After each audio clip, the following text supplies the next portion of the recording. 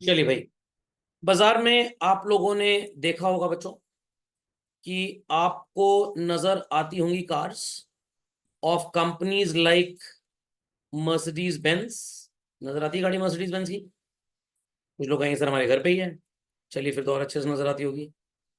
Then we have car like Audi, we have car like BMW, and there are many other sellers like Maruti Suzuki India limited, like Toyota, like Hyundai, like Honda, like Mahindra, like Tata, like General Motors, Chevrolet brand, and many more children, many more. अब अगर मारुति वाले अपनी car में offer दे रहे हैं कि धनतेरस पे खरीदिए सोने का सिक्का फ्री, ये मर्सिडीज वाले भी ऐसा दलिदर गिरा हुआ ऑफर देंगे? नो। तो ये तीनों आपस में कॉम्पीट करेंगे, इनका इन सबसे कोई भी लेना देना नहीं है। तो इन तीनों के बीच का जो मार्केट होगा children, that is known as what? Oligopoly market. सुनाई पड़ गई बात? सो ओलिगोपोली मार्केट का मतलब the market which practically has very less number of sellers and they happen to sell differentiated product, children. I repeat, differentiated product, which is more or less common with others as well. तो whensoever Mercedes, Audi, BMW कोई भी अगर अपना price बढ़ाएगा तो दूसरा ये काम बिल्कुल नहीं करेगा। बट अगर मर्सिडीज दाम गिराता है तो ऑडी BMW वाले भी अपना दाम गिरा देंगे। ऑडी दाम गिराता है तो मर्सिडीज BMW भी अपना दाम गिराएगा, ताकि कस्टमर हमारे भाग के उनके पास ना चले जाएं।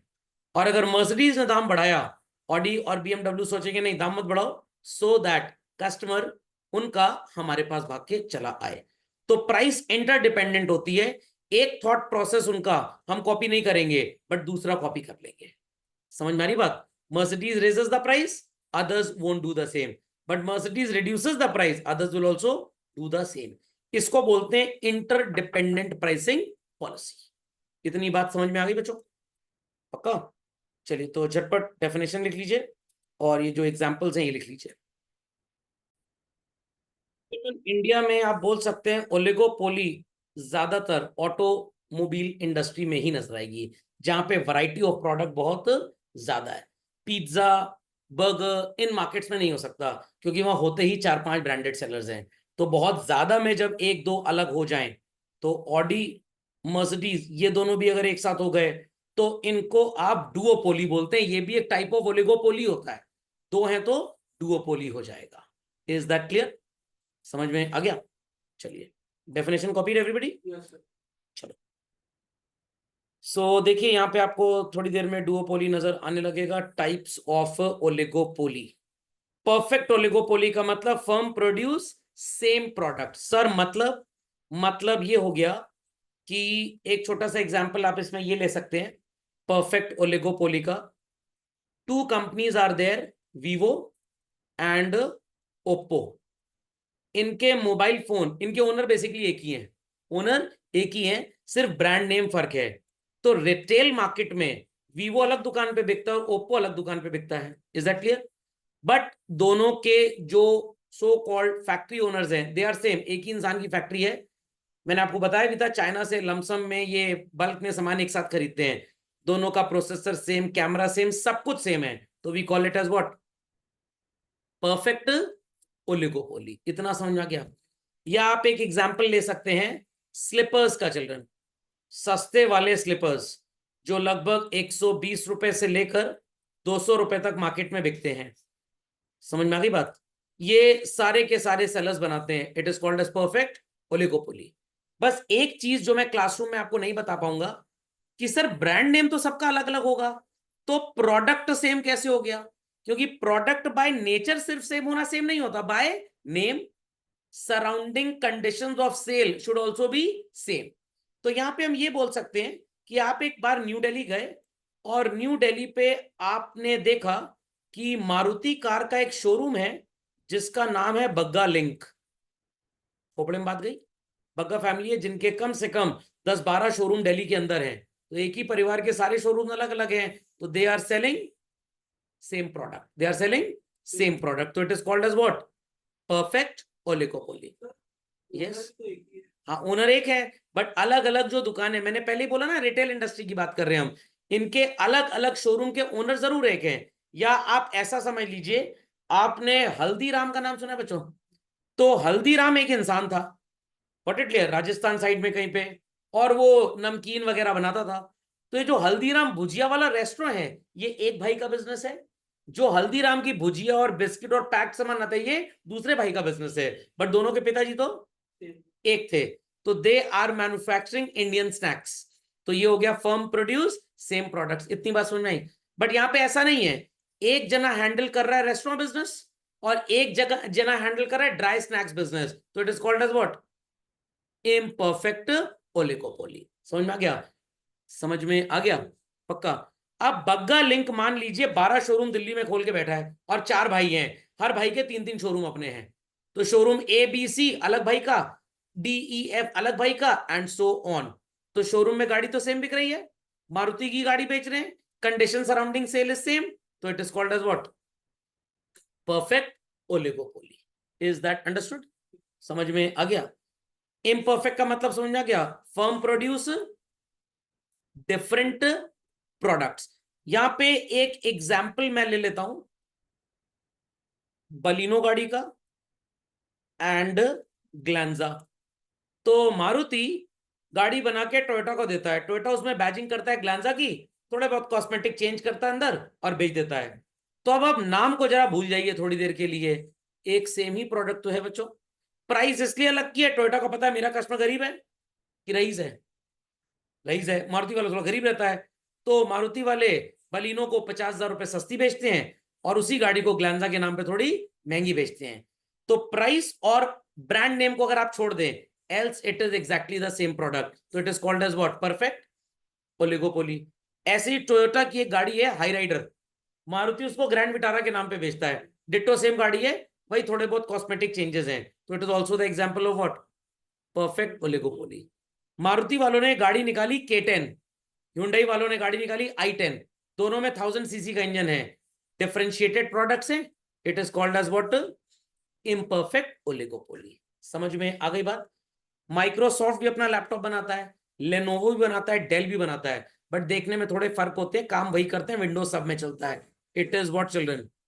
Imperfect oligopoly. समझ गए बात को? पक्का? चले आगे। नॉन कल्यूसिव का मतलब non cooperative. Firms produce differentiated product to compete with each other. यहां तो ऑडी बीएमडब्ल्यू का आप एग्जांपल ले सकते हैं, वो एक जैसे प्रोडक्ट बनाते हैं और आपस में फियर्स कंपटीशन भी होता है। कोऑपरेटिव का मतलब मैंने आपको एग्जांपल दिया था बच्चों, मान लीजिए वीवो, ओप्पो, इनके ओनर एक हैं, is that clear? Then there is a company called as Gionee, इनके ओनर अलग हैं। Then there is a company called as Realme, इनके ओनर अलग हैं। बट ये सारे के सारे मिलकर जो रॉ मटेरियल खरीद रहे हैं बच्चों, that is being purchased in a single bulk. आपने कोऑपरेटिव फार्मिंग और कोऑपरेटिव मार्केटिंग के बारे में बहुत सुना होगा कि किसान उगाते तो अलग अलग हैं, बट बेचने के लिए एक साथ जाते हैं, so as to have a better bargaining power. तो बीकेसी कॉर्पोरेशन एंटरप्राइजेस के नाम पे कंपनी है, ये सौदा करती है कॉलकॉम से, भाई 5 लाख प्रोसेसर दे दो हमको इस कॉन्फ़िगरेशन के। 3 लाख इन्होंने ले लिए, 1.5 लाख इन्होंने ले लिए इन्होंने, और 50,000 इन्होंने खरीद लिए। बात समझ में आ रही है कि नहीं बच्चों? खोपड़े में बात गई? तो this is called as which type of oligopoly? Cooperative. What? Cooperative. जितने रेस्टोरेंट हैं वो आटा एक ही दुकान से खरीदते हैं मिल के, ताकि सस्ता मिल जाए, और बाद में अपना आपस में डिवाइड कर लेते हैं। It is again which type of oligopoly children? Collusive या कोऑपरेटिव? तो कल्यूसिव बोले या कोऑपरेटिव बोले, बात एक ही है। हाँ पूछिए वंशी, बोलिए बोलिए वंशी। सर मैं कह रहा था कि इसमें जैसे डिफरेंट इंटरनेट सर्विस प्रोवाइडर्स हैं, हाँ तो भी ओलिगोपोली में ही आएंगे? नहीं, अब थोड़ा सा डिफरेंस है। मान लीजिए कि 6-7 इंटरनेट सर्विस प्रोवाइडर हैं, बट उसमें 5G जो है वो सिर्फ रिलायंस और एयरटेल देता और कोई नहीं देता। क्योंकि ये 2 हैं तो आप इसे डुओपोली बोलोगे, अगर ये 3 हो जाएं तो इन तीनों को ओलिगोपोली बोलेंगे। बाकी वो star net, Vivo net, Oppo net, ये सब अलग रहेंगे। समझ में आ गई बात? ओलिगोपोली अगेन अगर सिर्फ दो हैं तो, जैसे अभी इंडिया में एक पहले जमाने में कोल्ड ड्रिंक आती थी, आप पापा से नाम पूछेंगे बताएंगे, कैंपा कोला, कोको कोला ने अभी आती नहीं, अभी फिर से आनी स्टार्ट हुई है और इसको रिलायंस वाले प्रोड्यूस कर रहे हैं। तो ये तीन लोग जब आ गए तो मोनोपोलिस्टिक हो जाएगा, बट जब दो हैं कोक और पेप्सी तो it is the case of duopoly. समझ में आ गया? इसीलिए डुओपोली को बहुत अदर अलग से स्पेशलाइज तरीके से नहीं पढ़ाया जाता। समझ गए सारे पॉइंट्स एवरीबॉडी? ये का कॉपी लिख लिया सबने? लिख लिया? चलो आगे। लिखा है कि नहीं लिखा? अजीब बल्ड टाइप के लोग हैं भाई, वो लिखा नहीं लिखा बता ही नहीं पा रहे हैं। कहां तक पहुंचे? आखिरी वाला तो डुओपोली है, बस दो हैं उसमें। समझ गया, मैं और मेरी तरह ही। क्या है ये? डुओपोली है ये। चले आगे, चलिए। Barriers to the entry, role of selling cost, uncertain demand curve. इसमें डिमांड कर्व ऐसे बनता है, पहले ऊपर से आएगा, फिर ये सो कॉल्ड ऐसे चला जाएगा, फिर ये ऐसे चला जाएगा। ये दो जगह जो कट लगा इसको किंक बोलते हैं। क्या बोलते हैं? किंक।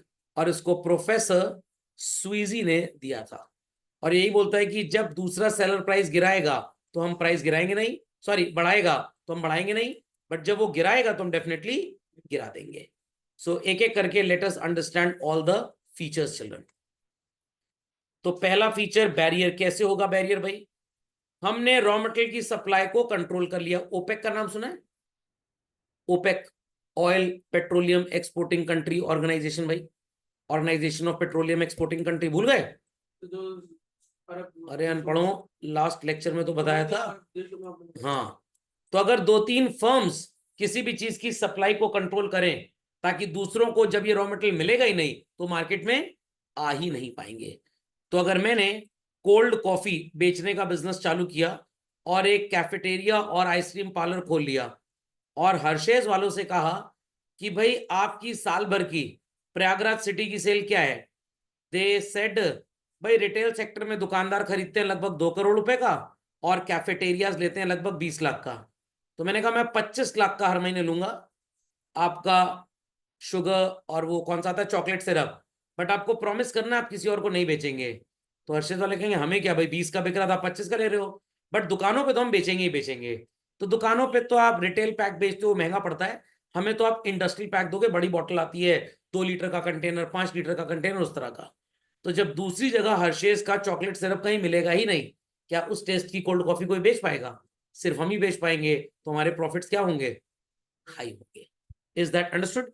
तो firm is able to cross these barriers, are able to under. कैसे? दूसरी फर्म हर्षेज वालों से बोले हम 30 लाख का खरीदेंगे, लाओ हमको दो, या इसी फर्म के साथ कॉन्ट्रैक्ट कर ले कि भाई चलो हम और तुम दोनों मिलकर बिजनेस कर लेते हैं, तुम्हारी ही नाम से ब्रांच खोल दो हमारे यहाँ, ताकि हमारी भी थोड़ी पढ़ाई, सॉरी हमारी भी थोड़ी कमाई हो जाए। समझ में आया? तो आप इसको ऐसे समझ सकते हैं कि भाई मान लीजिए आजकल बच्चे डमी स्कूलिंग की तरफ ज्यादा जा रहे हैं। Is that clear? क्यों जा रहे हैं भाई? बच्चे को एग्जाम क्वालिफाई करना है क्लैट का, खोपड़े में बात जा रही हार्दिक भाई। तो मैं बोलता हूं उस बच्चे को कि भाई तुम इंग्लिश पढ़ लो, पॉलिटिकल साइंस पढ़ लो, लीगल स्टडीज पढ़ लो, थोड़ा सा ज्योग्राफी पढ़ लो, और लॉ वगैरह में कानून बहुत ज्यादा चलता है जो जनरेशन चला रहा है, तुम हिस्ट्री पढ़ लो। बट वो ढपोड़ संग जाहिल कह रहा है नहीं मैं पीसीएम विद कंप्यूटर साइंस पढ़ूंगा। क्यों? क्योंकि पड़ोस के लोगों का उसके पेरेंट्स के ऊपर इन्फ्लुएंस ज्यादा है। अरे गुप्ता जी, आपका बच्चा अगर पीसीएम पढ़ ले इंजीनियरिंग कर लेगा, अब बच्चे को लॉयर बनना, इंजीनियरिंग करा रहे हैं उसको। समझ में आया कि नहीं आया? समझ में आया? किसी को बटर चिकन खाना है, कहने दलिया खा लो ज्यादा सेहतमंद होता है। अरे सेहत से मतलब नहीं है, चटोरी जीभ को सेटिस्फाई करना है। तो यूटिलिटी में और कंजम्पशन में डिफरेंस होता है। तो जो बच्चा पीसीएम सीएस लेगा उसको स्कूल जाना है प्रैक्टिकल के लिए, क्या वो क्लैट की कोचिंग ज्वाइन कर पाएगा? तो वो कहाँ भागेगा? डमी में भागेगा। Is that clear? Is that clear? और बाई चांस क्लैट में अगर अच्छे नंबर नहीं आए, यहां तो कोई टेंशन ही नहीं है, 000 के स्कोर पे भी लोकल डमरू छाप कॉलेज में एडमिशन इंजीनियरिंग में तो मिल ही जाएगा। 4 साल बाद ब्रेन टेक्निकली एमटी नाम आपके पीछे जुड़ ही जाएगा। उसके बाद फिर एलएलबी करके कोर्ट के बाहर चुरमुरे की दुकान लगाओ। तो आपको एक फर्म डिसीजन लेना पड़ेगा। क्या लेना पड़ेगा? Firm decision. Is that clear? काफी बच्चे कहते हैं सर होटल मैनेजमेंट करना है, तो बैल बुद्धि कॉमर्स लेके काहे पढ़ रहे हो? कॉमर्स का होटल मैनेजमेंट में क्या काम है? सर वहां पे एक भैया बता रहे थे अकाउंटेंसी सब्जेक्ट होता है। तो भाई अकाउंटेंसी का कोई काम ही नहीं है, वो एक सब्जेक्ट है, 5 तो दूसरे हैं। और आज तुम 5 वो पढ़ रहे हो जो वहां एक भी नहीं है। आर पीपल अंडरस्टैंडिंग और नॉट? Yes. समझ में गया? तो आप सोने की दुकान पे जाके चांदी ढूंढते हैं, और चांदी की दुकान पे जाके डायमंड ढूंढते हैं, डायमंड की दुकान पे जाके पीतल ढूंढते हैं, और पीतल की दुकान पे जाके सोना ढूंढते हैं। आप कभी शॉपिंग कर ही नहीं पाएंगे। आपकी दुकान गलत है, आपके विचार गलत है। क्लियर? तो काफी बच्चे जब डमी जाने लग गए, स्कूल वालों की हालत टाइट हो गई, क्या किया जाए? तो स्कूल वालों ने कहा हम एक काम करते हैं।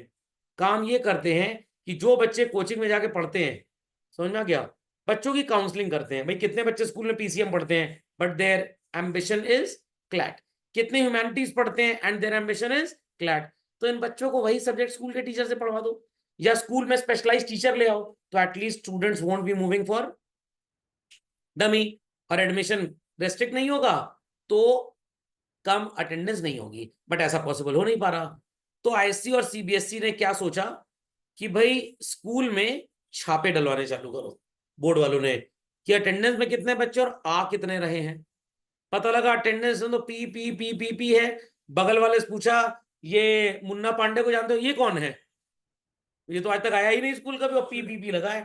टीचर तो झूठ भी बोल सकता है कि भाई नहीं कल आया था, जिसकी तबीयत खराब है, एप्लीकेशन कहाँ है, अच्छा इसका घर कहाँ है, पेरेंट्स को फोन मिलाओ। खैर इतना भी नहीं करेंगे, इतना करेंगे तो बच्चा कहेगा अच्छा जाओ भाड़ में जाओ, मैं national institute of open schooling जा रहा हूँ। इस साल जिन 6 बच्चों ने इंटरनेशनल मैथमेटिक्स ओलंपियाड को इंडिया में रिप्रेजेंट किया, उसमें से एक लड़के का नाम है अक्षय गुप्ता, और वो लड़का डीपीएस रोहिणी में पढ़ता था क्लास 8 तक।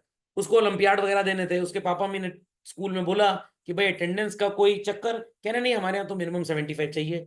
उस बच्चे ने स्कूल छोड़ दिया एंड एनआईएस से पढ़ाई की, और अभी 12th है उसका इसी साल 25 में आप लोग के साथ, और आईएमओ में इंडिया को रिप्रेजेंट किया था वर्ल्ड लेवल पे। खोपड़े में बात गई। तो स्कूल चाह तो रहा है कि barrier to entry of coaching कर दें, बट वो नहीं पा रहा। ऐसे ही फर्म्स चाहती हैं कि हम सप्लाई कंट्रोल कर लें, सप्लाई कंट्रोल कर लें, बट ऐसा हो नहीं पाता है।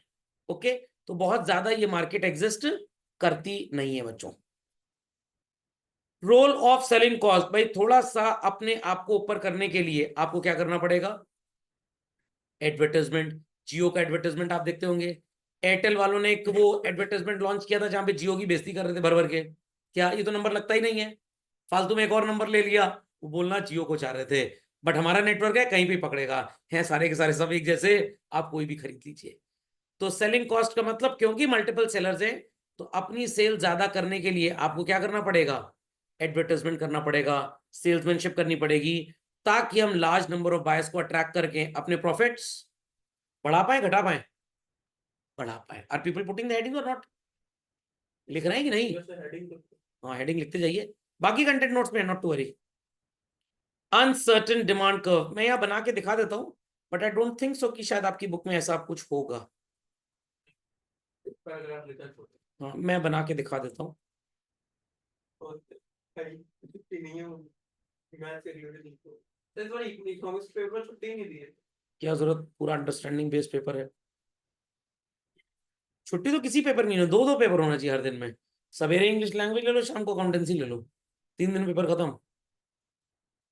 चलिए देखिए किंग कैसा है। अगर आप ये सोचते हैं कि हम एग्जाम के एक दिन पहले पढ़ेंगे, तो आपकी सोच गलत है। नजर आया बच्चों? 2 जगह डेंटिंग पेंटिंग नजर आ रही होगी आपको, एक यहां पे नजर आ रही होगी और एक यहां पे। तो ये किंग डिमांड कर्व प्रोफेसर स्वीजी ने दिया था, और इसका मतलब ये है कि जब दूसरा प्राइस बढ़ाएगा तो हम बढ़ाएंगे नहीं, ताकि उसके कस्टमर हमारे पास आए, बट जब वो घटाएगा तो हम घटा जरूर देंगे। तो ये होता है इंटरडिपेंडेंट डिमांड कर्व। क्या होता है? Interdependent demand curve. ये एवरेज रेवेन्यू ही होता है एक्चुअली में। ओके, इसको ड्रॉ कर लीजिए, एग्जाम में आएगा तो बनाइएगा जरूर, you will fetch good marks. चलिए, so any change in price or output leads to a series of reaction by rival firms. As I told children, Mercedes if increases the price, BMW, Audi won't follow that. But if Mercedes reduces the price, BMW and Audi will also follow it. तो आप इससे uncertain demand curve बोलते हैं, कभी आगे गया कभी पीछे गया फिर आगे चला गया। याद रहेगी ये बात? याद रहेगी ये बात? चलिए, few firms are there in the market, इसीलिए इसको ओलिगोपोली बोला गया है। लार्ज होते तो ये मोनोपोलिस्टिक होता, क्या होता? मोनोपोलिस्टिक। तो आपसे एग्जाम में पूछा सकता है which of the following is the exact difference between monopolistic and oligopoly? The only answer is few firms, बाकी सब कुछ सेम रहता है। वहां पे भी वो दूसरे के प्राइस से अपना प्राइस एडजस्ट करते हैं, वहां पे भी डिफरेंशिएटेड प्रोडक्ट, यहाँ पे भी डिफरेंशिएटेड प्रोडक्ट, तो it is exactly same. Interdependent in taking price and output decisions. If one firm does something about the price and the quantity of the product, the rivals react by changing their own price and output plans. क्यों Apple ने अपना price 14 के बाद 15 पे नहीं बढ़ाया? Because उनको पता था कि अगर प्राइस बढ़ाएंगे तो people will switch over to Samsung और वो हमारा प्रोडक्ट नहीं खरीदेंगे। पहले आईफोन सिर्फ एक आता था, आईफोन 6 ऑनवर्ड्स ये 2-4 मॉडल बनाने लग गए, 2 ही बनाने लग गए, 6 और 6S आया था, फिर उसके बाद 7 प्लस एंड ऑल दैट ये बनाने लग गए, ताकि अलग अलग बायर्स को अलग अलग प्राइस दे पाएंगे। इसको भी आप मोनोपोली बोल सकते हैं, नहीं समझे? First degree price discrimination, second degree price discrimination. कोई भी प्राइस कंपटीशन नहीं है। आप चले जाइए ऑडी के शोरूम में, मर्सिडीज के शोरूम में, BMW and ask them, A seat cover free में लगा के दोगे? उधर से बच्चा बोला, अरे पापा गाड़ी मत खरीदो, चोर हैं लोग, इनकी गाड़ी में तो स्टेपनी नहीं है। तो BMW, ऑडी, मर्सिडीज की गाड़ियों में स्टेपनी नहीं होती है। क्यों नहीं होती है भाई? जो इतनी महंगी गाड़ी खरीदेगा क्या स्टेपनी बदलवाएगा? सर बाई चांस पंचर हो जाए तो जाहिलों की ऑडी, मर्सिडीज, BMW पंचर होती है, अकलमंद इंसान की नहीं होती। क्यों? क्योंकि उसमें लगा होता है टायर प्रेशर मॉनिटरिंग सिस्टम। समझ में आ गया? तो टायर प्रेशर मॉनिटरिंग सिस्टम बताता रहता है कि किस पहिए में हवा ज्यादा है, किस में कम। ऐसा अपनी नोवा में भी लग के आने लग गया आजकल, और आप बाजार से लगवा भी सकते हैं। 10-12-15 हजार रुपए में लग जाता है, लगभग एक डिवाइस लग जाती है, वो बताती रहती है कि हवा ज्यादा है या कम। तो जब भैया हवा कम हो तब जाके बनवा लो। सर पंचर हो जाए तो ट्यूबलेस टायर होता है, जब तक कील निकालेंगे नहीं तब तक वो हवा पूरी निकलेगी नहीं। नियर बाय स्टोर से पंचर करवा लीजिए, बनवा लीजिए। बट इतनी बैलेंस्ड गाड़ी होती है बच्चों, जनरली पंचर होती ही नहीं है। वो जमाने गए जब ट्यूब लगा करती थी टायर में और एक कीला घुसा, तो आजकल रोड्स भी वैसी हो गई हैं। Is that clear? मर्सिडीज गाड़ी में तो आप समझ लीजिए किस्मत ही खराब होगी तभी मरेंगे। ऐसा ऐसा एक्सीडेंट मैंने देखा है, गियर बॉक्स, इंजन पूरा सड़क पे पड़ा है। अभी इलाहाबाद के एक नेताजी, उनके बेटा वो जा रहे थे, कुछ नहीं हुआ, एक छोटी सी खरोच आई, उतनी तो नकोटने पे आ जाती है। What it clear? एक मेरे कोलीग है, उनके जीजा जी के पास मर्सिडीज है, हाई कोर्ट में अटॉर्नी एडवोकेट जनरल है। वो कहीं जा रहे थे, सामने को गैया ही आ गई, तुरंत बॉनेट खुला, कुछ नहीं हुआ, कुछ नहीं हुआ, किसी को स्क्रैच तक नहीं आया। गाड़ी के बम्पर पे एक छोटा सा स्क्रैच आया था। मतलब it is designed like this कि जो भी उसके अंदर बैठा है, बस समझ लीजिए अगर ताबीज की जरूरत है बस तभी मरेगा वो, वरना मर नहीं सकता। इतनी सेफ गाड़ी है, इतनी सेफ। अब बच्चे कहेंगे सर वो प्रिंसेस डायना थी, वो तो होमवर्क नहीं की थी ना, टाइम पे फीस नहीं दी थी, इसलिए निपट गई। समझ में आ गया? उसकी गाड़ी में 9 एयर बैग थे, देन 2 गई। तो कहावत है, जाको राके साइया मार सके ना कोई, पर जिसका दिन आ गया वो शाम देख नहीं पाएगा। समझ गए बच्चों? नॉन प्राइस कंपटीशन, तो they boast upon their quality. Maruti गाड़ी का नाम ही मारुति रखा गया है, मारुति का मतलब हनुमान जी। बहुत जल्द मुलाकात होगी, दरवाजा दबाइए, एकदम फोम की तरह दबता है। तो सिर्फ इस गाड़ी में एक चीज अच्छी है, mileage and low maintenance, that's it. बाकी इस गाड़ी के अंदर कुछ भी अच्छा नहीं है, कुछ भी अच्छा नहीं है। समझ में आ गया? तो जो सस्ते लोग हैं, घटिया लोग हमारी तरह, वही खरीदते हैं इन गाड़ियों को। बाकी जो महंगी कौम है वो तो इनोवा से स्टार्ट करती है, BMW पे रुक जाती है। ओके? और आप समझ लीजिए इंडिया में सबसे ज्यादा मारुति गाड़ी बिक रही है तो क्या है, यहाँ पे जो किया की गाड़ी बिकती है वो भी ऐसे ही है। एक वीडियो देख रहे थे, गाड़ी टकराई, 2 हिस्सों में बट गई। हाँ, जो इंडिया में किया की गाड़ी आती है उसकी क्वालिटी बहुत खराब होती है, क्योंकि यहाँ पे वो सेफ्टी नॉर्म्स उतने ज्यादा है नहीं। इंडिया में जितनी गाड़ियां बिकती हैं बच्चों, आपके 10 लाख से नीचे की रेंज में, एक वॉक्सवैगन की पोलो, और पता नहीं मैन्युफैक्चर हो रही कि नहीं हो रही है, और टाटा की कौन सी गाड़ी थी, उसकी 5 स्टार एनकैप रेटिंग है। बाकी तो, हाँ नेक्सॉन, यस, बाकी तो सब गाड़ी भगवान से मिलाने के लिए बनाई गई है। आपको समझ गया? नॉन प्राइस पक्का? चलिए अगले लेक्चर में आपको पढ़ा देंगे मोनोपोलिस्टिक बच्चों।